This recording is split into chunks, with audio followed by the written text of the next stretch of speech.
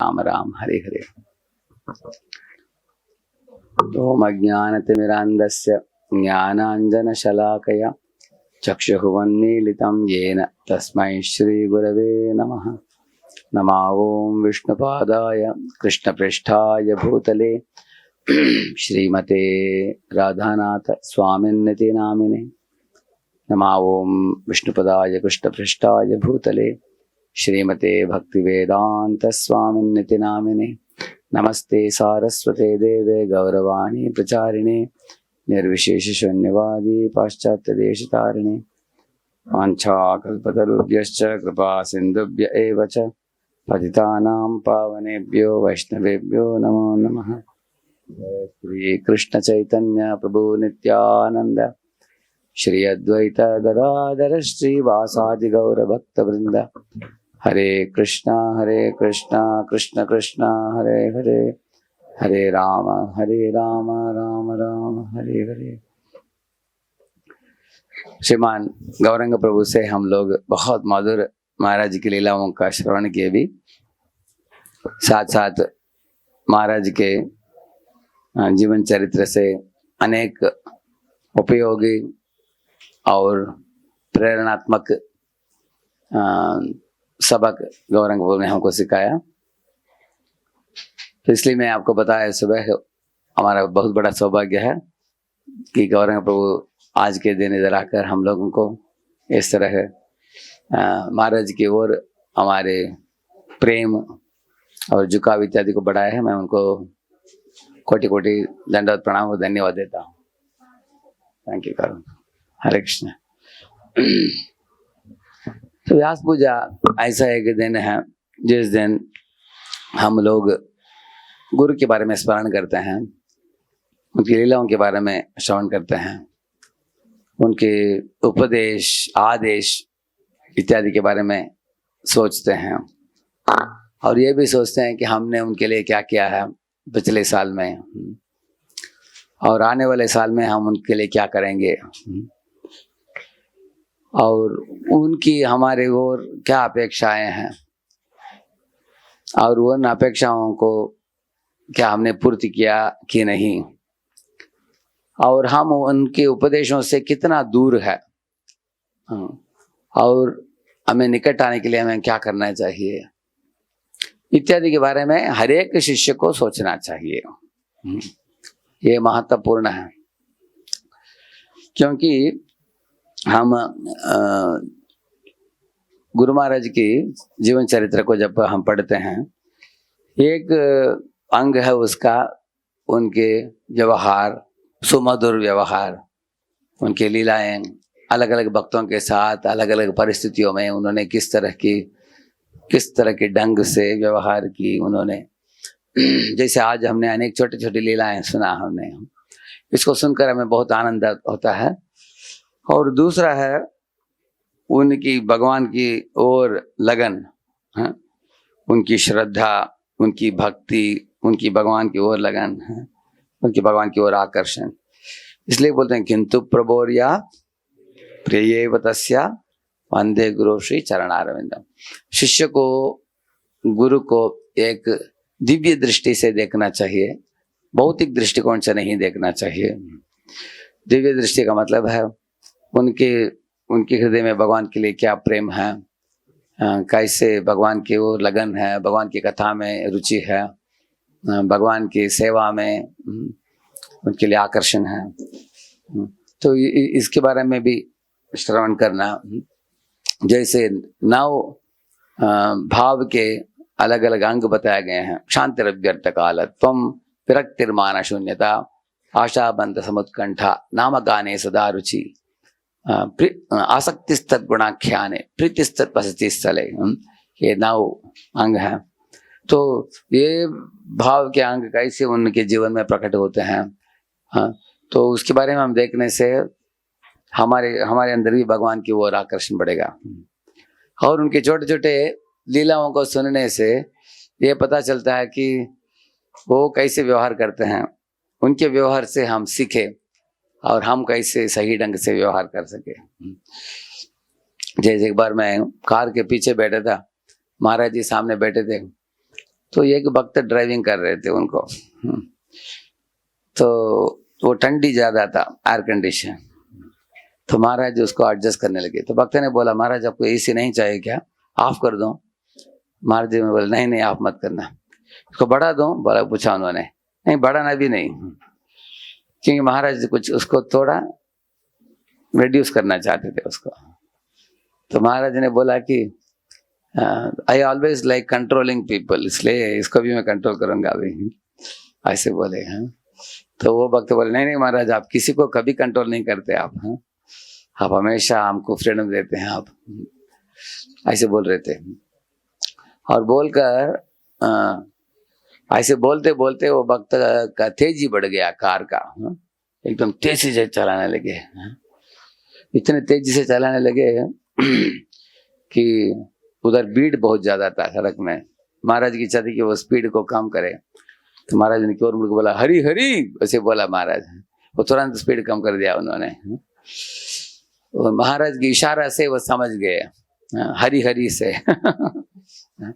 तो हमको इस तरह देखने को मिलता है। और कलकत्ता में जब कोई ड्राइवर था, अनजाना ड्राइवर, वो ड्राइव किया महाराज को, किसी धनी खानदान में किसी घर में जाना था उनको। उतरने के बाद महाराज ने ड्राइवर की ओर मुड़कर बोला थैंक यू, बोला ऐसे उनको। तो महाराज आगे जाने के बाद वो ड्राइवर मुझे बोला आज तक किसी ने थैंक यू नहीं बोला मुझे, पहली बार एक व्यक्ति थैंक यू बोल रहा है मुझे।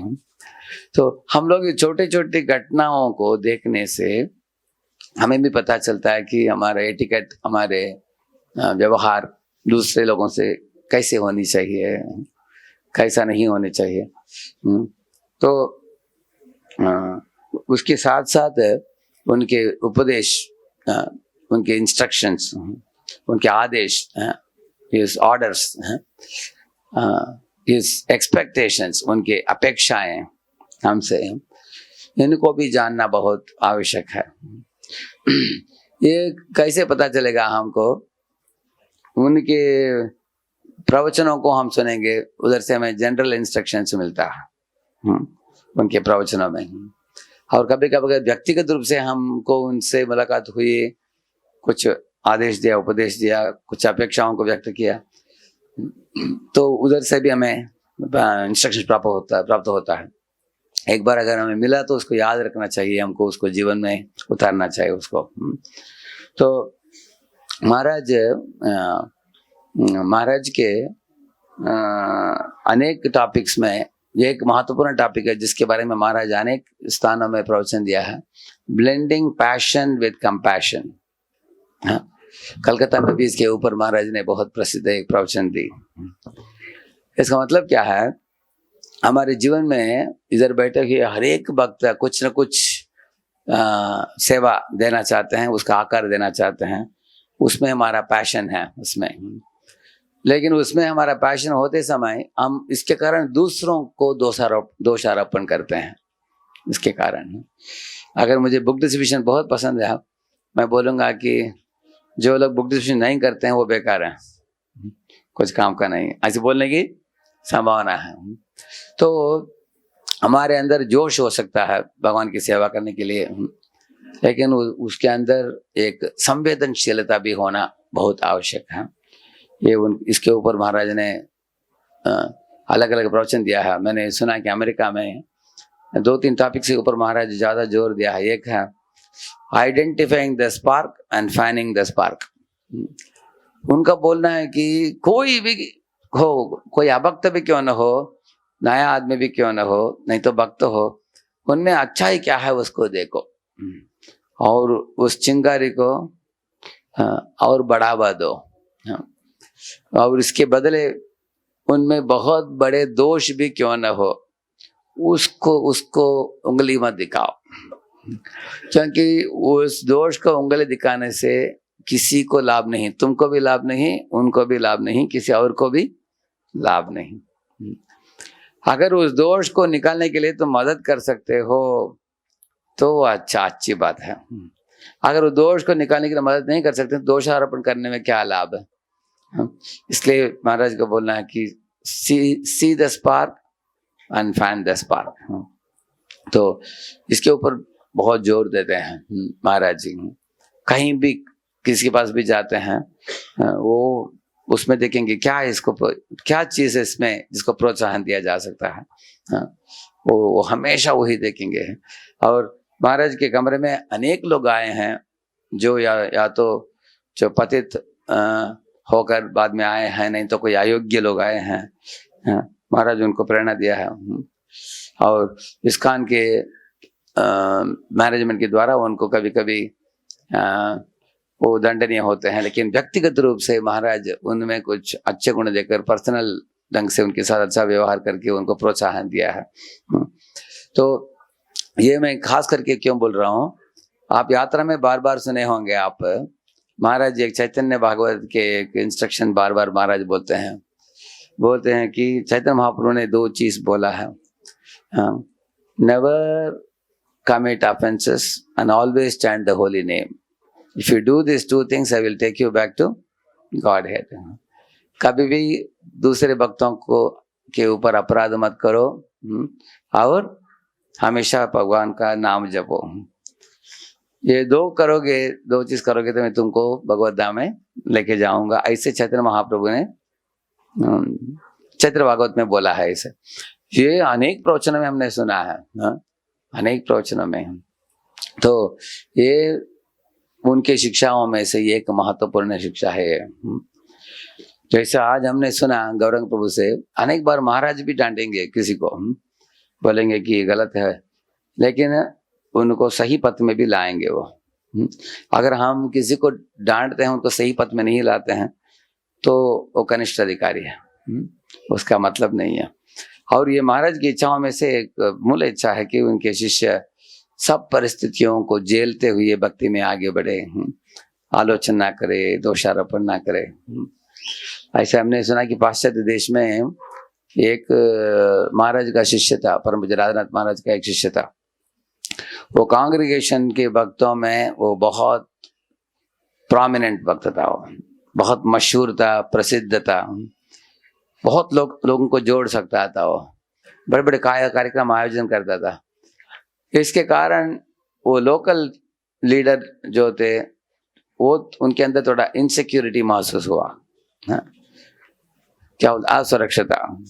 वो लोकल लीडर को लगा कि ये बड़ा बड़ा चीज कर रहा है, लेकिन इसमें मुझे नहीं जोड़ रहा है, हमको एक भी बार नहीं बुलाया उनके बड़े कार्यक्रम में, हमको सम्मान सत्कार कुछ नहीं किया। तो उसको लोकल अथॉरिटी का चेहरा छोटा हो गया उसका। तो ऐसे 1 साल में गए थे महाराज जी उस मंदिर में। तो महाराज जब जाते हैं मंदिर में, प्रेसिडेंट को मिलते हैं, उनका आलिंगन करते हैं, बात करते हैं उनसे, उनको पूछा कैसे चल रहा है सब लोगों का, वो प्रोमिनेंट भक्त के बारे में पूछा। वो प्रेसिडेंट जब बोला कि ठीक है महाराज, ऐसे उनके चेहरे में ऐसे एक निराशा नहीं तो एक शोक का रेखा दिखाई दिया। तो महाराज ने पूछा सही बताओ क्या समस्या है। वो बोला कि महाराज वो अपना ही चलाता है, कभी जुड़कर नहीं काम करता है, मनमानी करता है, मेरे से बात में नहीं करता, हमको इन्वॉल्व नहीं करता है। हमारा मंदिर है इधर, डेटीज है इधर, कम्युनिटी है, वो खुद ही बड़े बड़े चीज करता है। इस तरह वो लगता है कि वो दूसरा को चालू करना चाहता है। तो महाराज बहुत नाखुश हो गए। तो उसके घर में जाने के लिए महाराज ने मना कर दिया। उनके घर में प्रोग्राम भी आयोजित था, सब प्रसाद की व्यवहार सब तैयार थी, लेकिन महाराज उधर जाना था, नहीं गए महाराज जी। उसके बाद उसने महाराज के वरिष्ठ शिष्यों के पास आकर रोया। उसने पूछा कि क्यों ऐसे हो गया महाराज, क्यों नाखुश है? मैं तो इतना कर रहा हूँ सेवा, देखिए इतने भर के सेवा कर रहा हूँ। तो वो सीनियर भक्त उसको बोले कि तुम सेवा अच्छा कर रहे हो, सेवा में कुछ कमी नहीं है, लेकिन तुमने ये लोकल अथॉरिटी जो है उनको सम्मान नहीं किया है, तुमने नकारा है, इसके कारण महाराज नाखुश हो गए हैं। तो महाराज को खुश करना तो तुम पहले सोचो कि क्या करने से महाराज खुश होंगे। तो उसने बोला कि प्रभु हम सब भक्त हमको पसंद करते हैं, इसको छोड़कर ये जो है मुझे लग रहा है कि ईर्ष्या कर रहा है मेरे साथ। तो वो सीनियर डिवोटी उसको बोले कि उसको सही लाइन पर लाकर तुम कैसे तुम्हारे साथ जोड़कर उसको भी साथ में लेकर जाना, ये देखना चाहिए। इसलिए हम देखेंगे कभी कभी हमारे जीवन में कुछ चीज हमारा बाएं हाथ का खेल है, लेकिन कुछ कुछ चीज बहुत कठिन है हमारे लिए। लेकिन जो हमारे लिए सबसे कठिन है अहंकार, हमारे अहंकार को चोट पहुंचता है, गुरु वही अपेक्षा करते हैं कि वही हम करें, क्योंकि हमारे लिए वही अच्छा है। जैसे अगर मेरा इधर ये हाथ में एक फोड़ा हो गया, बड़ा हो गया, उसको ये करना है, ऑपरेशन करना है, मैं डॉक्टर को बोलता हूँ ये मत दिखाऊंगा, मैं ये साइड दिखाता हूँ। ये साइड दिखाने से क्या फायदा, इधर सब ठीक है। जिस साइड में हमको ठीक करना है वो साइड दिखाना चाहिए। इसलिए हमारा आदत होता है कि हम अहंकार को जो चोट पहुंचता है उसको बचा कर रखते हैं हम। इसलिए गुरु की अपेक्षा होता है कि उसको ही हम शुद्धिकरण करें, उसको ही। अभी गौरंग प्रभु जैसे लोग जो महाराज के एकदम निकट होकर बार बार उनके आदेशों को पूर्ति करने के लिए प्रयत्न करके अपने अहंकार की शुद्धि हो जाता है उसके द्वारा। इसलिए हम लोगों को इस दुनिया में एक ही चीज सोचना चाहिए कि I don't have to achieve anything, I don't have to do anything, I don't have to prove my greatness, I only have to please my superior, I only have to please guru and Krishna. मुझे सिर्फ गुरु और कृष्ण को तुष्ट करना है। मैं उनका हूँ, मैं उनका संपत्ति हूँ, वो जो अपेक्षा करते हैं उनको तृप्त करना है बस। और मुझे प्रूव नहीं करना है कि ये अहंकारी है, मैं सही हूँ, ये गलत है, वो मेरी अपेक्षा नहीं है।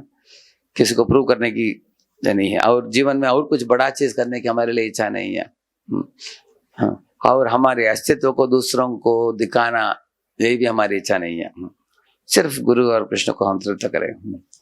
तो शायद जैसे आपने सुना होगा, दशरथी नाम का एक शिष्य को श्रीपाद रामानुजाचार्य ने बर्तन धोने के लिए रखा। हालांकि वो बहुत बड़े पंडित था वो। तो गुरु की अपेक्षा है हम बर्तन सफाई कर, बर्तन घी से, तो वो किया वो सेवा। जब उसको प्रचार काम करने के लिए दिया गया तो प्रचार काम किया उन्होंने। तो हमारे हैदराबाद में अभी कुछ ही सालों के पहले कुछ परिवर्तन आया मैनेजमेंट में। इसका मूल कारण है क्योंकि कुछ तो समस्या थी इस मंदिर में। उस समय परम पूज्य राजनाथ महाराज को भी इन्वॉल्व किया गया। उनके अनेक शिष्य थे इधर हैदराबाद में बहुत सालों से। और उन दिनों में इस ग्रेस राधा गोपीनाथ प्रभु और ग्रेस श्यामानंद प्रभु इधर आकर इस ग्रेस वेदांत चैतन्य प्रभु को मिलते थे। उन दिनों में एक आध बार साल में एक बार आते थे ऐसे। तो इस ग्रेस राधा गोपीनाथ प्रभु कभी आएंगे तो आप पूछ सकते हैं। राधा गोपीनाथ प्रभु का बोलना है, महाराज के वो भी बहुत निकट पार्षद हैं। राधा गोपीनाथ प्रभु मुझे बोलते थे, उन हमारे कांग्रेगेशन जो भी हैं उधर परम पूज्य रामनाथ स्वामी के शिष्य, उनको मैनेजमेंट जो भी हो, कोई भी हो मैनेजमेंट में, आंख बंद करके उनको शांति से भक्ति करना चाहिए। अगर उनको भक्ति नहीं हो रहा है इधर तो उनको आने के लिए बोलो, पुणे आओ, नहीं तो चौपाटी में आओ।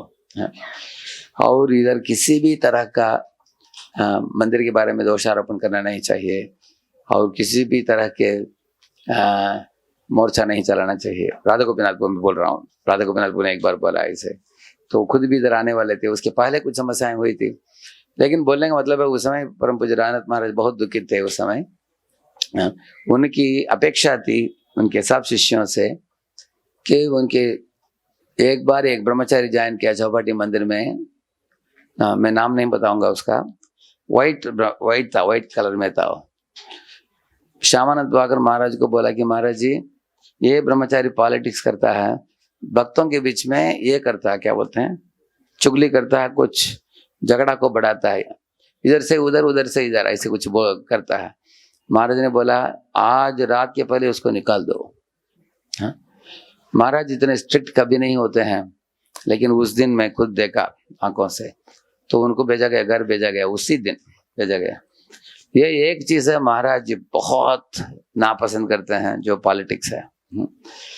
तो हम लोग देख सकते हैं कि हम अभी उच्च अवस्था में नहीं है, हम लोग एक कनिष्ठ अवस्था में हैं। लेकिन जब हम परिशुद्ध भक्त हो जाएंगे तब अन्य निंद आदि शून्यम हृदय में संगलब्ध्या, तो वो स्तर है जिधर पर जीवों को कभी भी निंदा नहीं करेंगे हम उस अवस्था में, जब हम उत्तम अधिकारी बनेंगे। लेकिन उत्तम अधिकारी बनने तक हमें गुरु के आदेशों को पालन करना चाहिए। हम हाथ पैर हमें बांध कर रखना चाहिए गुरु के आदेशों के अनुसार। जैसे भागवत में एक उदाहरण है, जैसे गाय जो है उसको एक रस्सी बांधते हैं, है ना, रस्सी बांध करके जाता है। इस तरह हम भी गुरु के आदेशों से बंधे हैं, क्योंकि हम गुरु की इच्छा के लिए जी रहे हैं, गुरु को तुष्ट करने के लिए हमारा प्राण है। इस तरह शिष्य को सोचना चाहिए। अभी गुरु बोल रहे हैं कि तुम किसी भी परिस्थिति में तुम भक्ति करना चाहिए, करते जाओ, हम किसी के बारे में उंगली नहीं दिखाएंगे, दोषारोपण करेंगे। We have to live in whatever condition Guru is asking us to live, we should live in that condition. ये महाराज की अपेक्षा है। इसलिए मैंने वो फॉरेन का उदाहरण दिया। वो भक्त जो था वो अच्छा कर रहा था, अगर वो इतना बड़ा सेवा भी करता उससे भी महाराज नाखुश है। क्योंकि महाराज बोलते हैं कि तुम वो सब सेवा बंद करो लेकिन इसके साथ कोऑपरेट करो, मैं तुमसे खुश हो जाऊंगा। यही महाराज की अपेक्षा है, क्योंकि वो तुम्हारा शुद्धिकरण इसमें है, बड़े सेवा करने में नहीं है। तो हम लोग अपने अपने कम्युनिटी में अलग अलग लोगों के साथ हमें संग करना होता है। कभी थोड़ा मनमुटाव होता है, मतभेद होता है। तो महाराज की इच्छा है, one more thing apart from seeing the spark and finding the spark, एक चीज बोला। दूसरा है सारग्राही। महाराज जिसके बारे में भी अक्सर प्रवचन देते हैं, सारग्राही बारहवाही, दो चीज। अभी सारग्राही का मतलब है हनी बी। हनी बी जो होता है मधुमक्खी, मक्षीणाम वृणमिच्छन्ति मधुमिच्छन्ति मधुपाहा, ऐसे बताया गया है। जो मक्षिका जो है वो हमेशा वो विष्ठा के ऊपर जाकर बैठता है, लेकिन मधुपा का मतलब है मधुमक्खी, वो किधर बैठता है, ये फूल में जाकर बैठकर मधु को चूसता है। तो वैष्णव को मधु जैसे रहना चाहिए, उसका मतलब मधुमक्खी जैसे रहना चाहिए है, वही उसको बोलते हैं सारग्राही। तो मधुमक्खी जो है, दूसरा चीज है, बहुत बड़े झाड़ भी होता है, मधुमक्खी सिर्फ वो शहद को चूस कर निकल जाती है उधर से, पूरे झाड़ को नहीं लेके जाता है। इसमें हर एक व्यक्ति के अंदर कुछ अच्छा ही है, उसको देखना चाहिए और खुश रहना चाहिए उसमें, और हमारे भक्ति को चलाते रहना चाहिए। तो इसलिए महाराज जी अनेक बार मैंने सुना भी हूँ, चौपाटी मंदिर में हमने देखा कि संडे को जो प्रवचन देते हैं अनेक बार वैष्णव अपराध के ऊपर देते हैं महाराज जी। क्योंकि हम कलयुग के प्रभाव के कारण, कलयुग में 4 अवगुण है, hypocrisy, quarrel, independent mentality, rebellion. ये 4 चीज है कलयुग में। हिपोक्रेसी का मतलब है क्या है हिंदी में? दंभ, एंड क्वारल झगड़ा, और इंडिपेंडेंट मेंटालिटी स्वतंत्र होने की इच्छा, और रिबेलियन जो हमसे अपेक्षा किया जाता है उसको नकारना, उसको पालन नहीं करना। तो ये बुरे आदतें हैं कलयुग में जीवों के अंदर। इन 4 चीजों को हमें जागना पड़ेगा, और अगर हम थोड़ी भी सेवा करें वो भी सही भावना से करना पड़ेगा। इसलिए महाराज जी सर्वेंट ऑफ सर्वेंट के ऊपर इतना जोर देते हैं। एक दिन चौपाटी मंदिर में एक माता जी ऐसे कपड़े डाले उन्हें सर के ऊपर, तो महाराज जा रहे थे, डेटी रूम से होकर जा रहे थे, तो वो माता जी दंडवत प्रणाम किया। महाराज ने उनको पूछा, oh are you cooking for Gopinath, ऐसे पूछा। वो बोले नहीं महाराज, मैं कुकिंग नहीं कर रही, मैं असिस्टेंस दे रही हूँ दूसरी माता जी को। तो महाराज ने बोला, so don't you think you are more fortunate? आपको समझ नहीं आ रहा है कि आप बहुत भाग्यशाली हो? सो उसका मतलब क्या है? महाराज का बोलना है कि जो कुकिंग कर रही है वो फॉर्चुनेट है, भाग्यवान है, और जो उनको असिस्टेंस दे रही है वो ज्यादा भाग्यवान है। ऐसे महाराज के कहना है। महाराज फील्स दैट ये servant of the servant is better than being a direct servant also. तो इसके ऊपर महाराज ऐसे आदेश देते हैं। तो हम लोग इधर हैदराबाद में उधर गोपीनाथ मंदिर से दूर हैं, महाराज जो अक्सर नहीं देख पाते हैं। महाराज एक आध बार आते हैं, पता नहीं 10 साल के पहले महाराज ने दीक्षा दिया इधर, है ना? 10 साल के पहले, लगभग 10 साल हो गया होगा। कभी कभी हम मुंबई में जाते हैं, महाराज को देखते हैं, नहीं तो यात्रा में हम देखते हैं। लेकिन हम इधर रहते समय हम गुरु महाराज को अच्छा नाम लाना चाहिए ना। We should bring good name to, जैसे कोई भी बच्चा है अपने माता पिता उन्होंने बड़ा किया उनको। अगर वो अच्छा सद्गुण संपन्न है, लोग क्या पूछेंगे इसके पिता कौन है? करेक्ट है ना? हाँ। अगर कोई बच्चा है बहुत शरारती करता है, नहीं तो कुछ कुटिनाटी करता है, तो लोग क्या पूछेंगे, इसका पिता कौन है? दोनों टाइम एक ही प्रश्न पूछेंगे। हाँ? तो पहला टाइम जब पूछते हैं इसका पिता है, तो बोलेंगे ऐसे देखो आम का पेड़ से आम ही निकलता है, इतना अच्छा पिता है, अच्छा बेटा भी है। ऐसे अगर हम कुटिनाटी करते हैं तो लोग गुरु का भी दोषारोपण करेंगे। हाँ? ये बोलेंगे कि इनके गुरु को देखिए किस तरह का ट्रेनिंग दिया है इसको, इस तरह बोलेंगे। हाँ? तो गुरु का बदनाम होगा हमारे कारण। तो इसलिए हम लोगों से बहुत अपेक्षा है। पिछले 2-3 साल से बहुत शांत है, सब बढ़िया चल रहा है हैदराबाद मंदिर में। संडे का ट्रेनिंग प्रोग्राम अच्छा चल रहा है, बुक डिस्ट्रीब्यूशन अच्छा चल रहा है। और हालांकि कोविड है, लॉकडाउन है, फिर भी सब भक्ति वृक्ष लीडर्स, सब प्रचारक उनके प्रचार काम को जारी रखा है। उसमें कुछ कमी नहीं पड़ा है। और भगवान की कृपा से इधर बाकी प्रदेशों से ज़्यादा ही कोविड खुल गया है। हम लोग बहुत अच्छे रथ यात्रा मनाया, जन्माष्टमी भी मनाया, सब चल रहा है। आप पूछेंगे प्रभु जी ये सब ठीक ठाक, अभी इस बात के बारे में क्यों आप बोल रहे हैं? इसके बारे में मैं क्यों बोल रहा हूँ? आज हमें याद रखना चाहिए कि महाराज जी के जन्मदिन हम लोग मना रहे हैं। हम सद्भावना को बनाए रखना चाहिए हमको। इस दुनिया में अच्छाई को बनाए रखना मुश्किल है, और बुरे आदतें बहुत आसानी से हमको पकड़ लेते हैं। इसलिए ये बात हमें याद रखना चाहिए।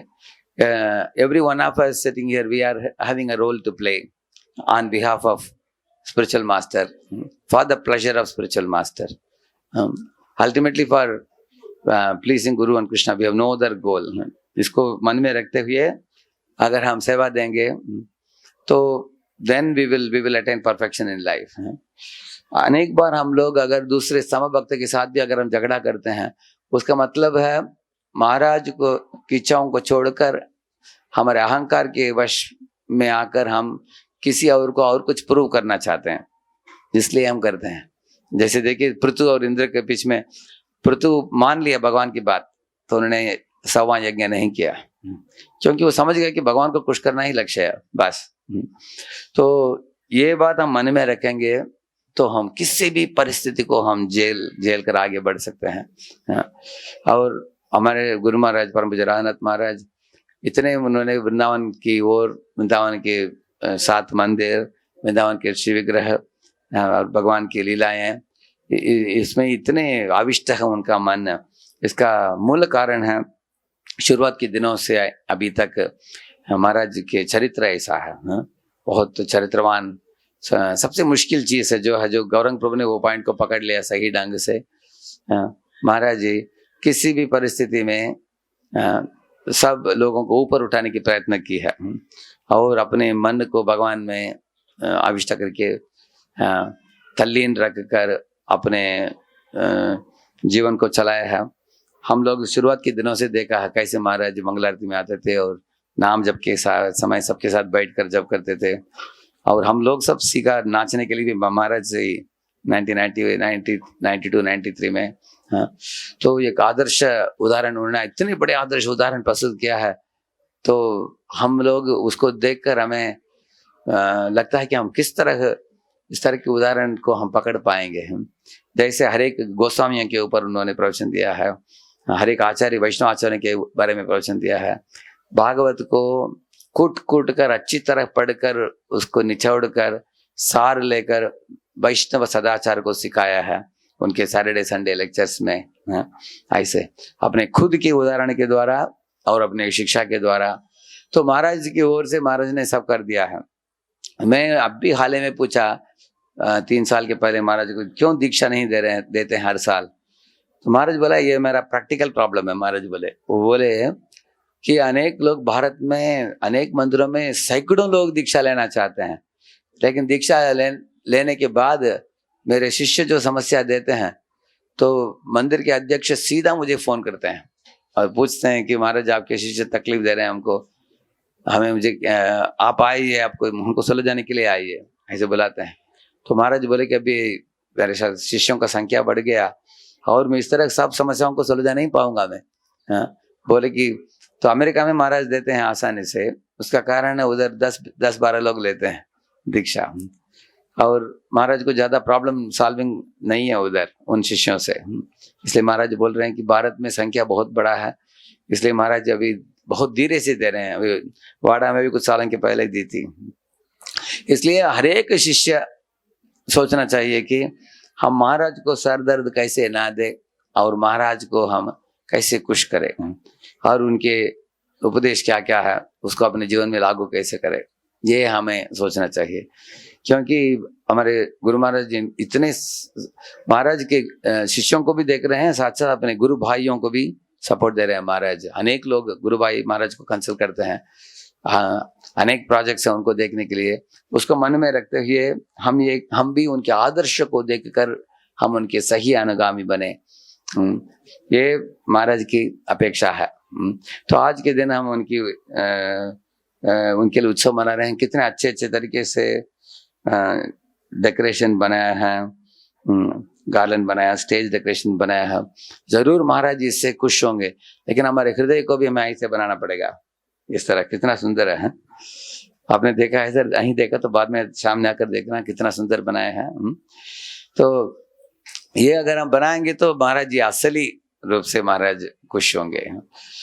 तो मैंने ज्यादा महाराज की लीला नहीं बताया, खास करके मैं इस बात को बताया क्योंकि यही महाराज की अपेक्षा है। जब महाराज ने मुझे भेजा इधर हैदराबाद में, बाड़ा में, महाराज के चेहरा बहुत छोटा था उस दिन, बहुत he was very morose when he heard about the problems in Hyderabad। ऐसे तब महाराज जी बोले कि इस तरह ये मेरी अपेक्षा है। मुझे इधर जाने के लिए खास करके उसके लिए बोला था महाराज जी ने कि every disciple has the duty to please the spiritual master and not act in any way to enrage him or upset him or displease him. Actually we should try to serve, satisfy and please Guru. तो महाराज जी बोलते थे कि it's not enough to only serve, you also should make an effort to please। वो खुश होना चाहिए। तो महाराज जी एक बार खुश हुए हैदराबाद के संबंध में, जब महाराज को न्यूज मिला वसुघोष प्रभु से। वसुघोष प्रभु महाराज को बोले कि महाराज हैदराबाद एकदम अच्छा है, सब कांग्रेगेशन अच्छा चला रहे हैं, अभी मंदिर भी अच्छा चल रहा है, मैं अच्छा गुड न्यूज मुझे मिल रहा है।